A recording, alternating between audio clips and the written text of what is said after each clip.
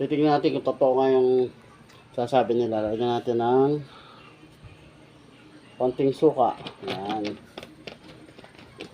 Malalaman daw natin kung fake ang isang alahas. At saka panlinis to guys.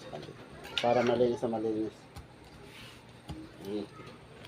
Yan guys.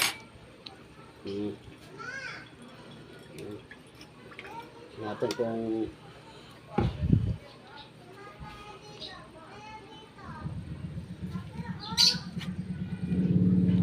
tingnan natin guys ha. Yan, tingnan natin kung malilinis nga siya. Kung ha?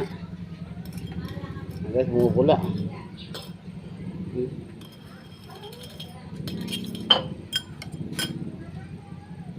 Bumubula lang siya guys.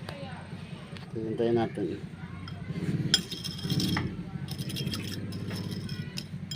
Linis.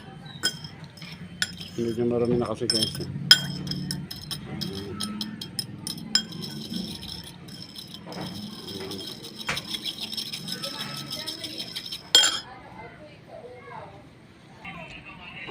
Ayan guys, may hiwalay nga yung dumi guys ha. Kita nyo yung kulay, yung dumi ng alahas. Yan may hiwalay guys.